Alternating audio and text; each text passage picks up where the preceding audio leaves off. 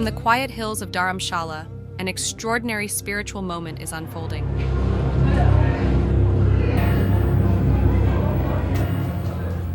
Days before turning 90, the 14th Dalai Lama, the spiritual face of Tibetan Buddhism, finally answered a question the world had waited decades for. Yes, there will be a 15th Dalai Lama. Yes, the search will begin after his death.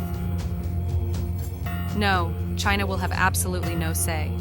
But what truly surprised that world is him, stating that the Dalai Lama institution in itself will continue to exist, when for years he has hinted that it may end with him.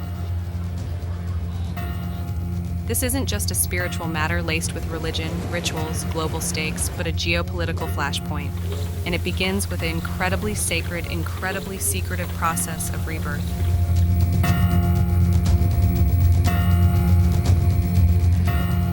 For years, speculation brewed.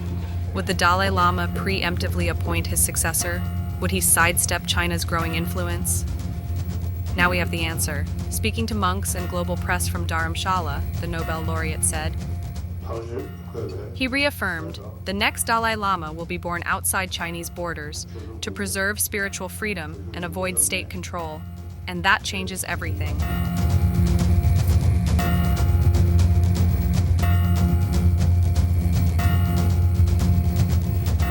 Unlike presidents or popes, the Dalai Lama isn't appointed or elected. He is believed to be reincarnated and his consciousness reborn in a new child's body. This isn't just a metaphor. It's actually an ancient, ritual-filled spiritual journey that could take years. After the current Dalai Lama's passing, the sacred process of identifying his reincarnation begins with the interpretation of omens, dreams, and celestial signs by senior monks. Guided by these visions and ancient prophecies, the Gaden Phodrang Trust will dispatch a search party to locate the child believed to embody the Dalai Lama's spirit. Once a potential candidate is found, the child undergoes spiritual testing, such as identifying personal artifacts from the previous Dalai Lama's life. This is followed by a close evaluation of the child's behavior, instincts, and wisdom. If all signs align, senior lamas offer final recognition, and the child then begins years of spiritual training to step into the role of Tibet's supreme spiritual leader. This process is deeply sacred, often taking years. But this time, there's another twist. The Dalai Lama insists the reincarnation will take place outside Chinese-controlled Tibet, possibly in India, Nepal, or even the West. This entire process is led by the Gaden Phodrang Foundation, established by the 14th Dalai Lama in 2015 to keep politics out of the process.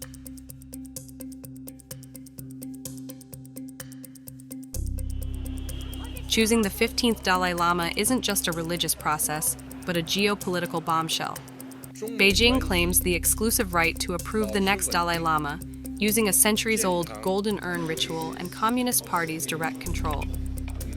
Hours after Dalai Lama's announcement from Dharamshala, Chinese Foreign Ministry said, and I quote, Chinese Foreign Ministry spokesperson Mao Ning, the reincarnation of the Dalai Lama must adhere to the principle of domestic search, golden urn draw and approval by the central government, and be handled in accordance with religious rituals, historical customs, and national laws and regulations. But Tibetans reject that. And now so does the Dalai Lama, that too loudly, firmly, and publicly. Since 1959, the Dalai Lama has led the Tibetan community in exile from India after escaping China's brutal crackdown in Tibet.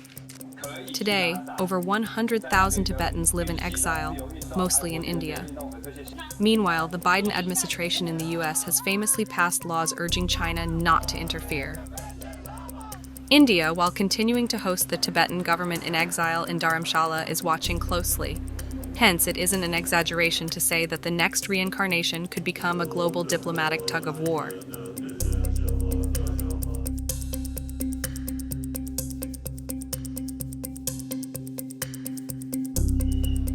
Until the new Dalai Lama is found, the Tibetan parliament in exile continues its work from India.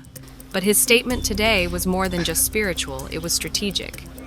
By confirming the continuation of the institution, the Dalai Lama has ensured the flame of Tibetan Buddhism won't be extinguished by state power. This is about more than religion. It's about identity, resilience, and resistance. Meanwhile, for Beijing, it's about extending influence through soft power. And for the world, it's a test of principle. Should a communist government choose a spiritual leader for a people who live outside its borders?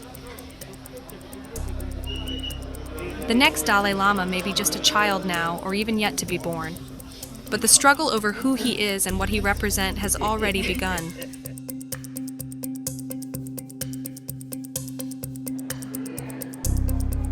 What began centuries ago as a purely spiritual journey is now a battle over borders, beliefs, and who gets to write the future. This isn't just one man's reincarnation, but a story of people refusing to let their future be written by someone else.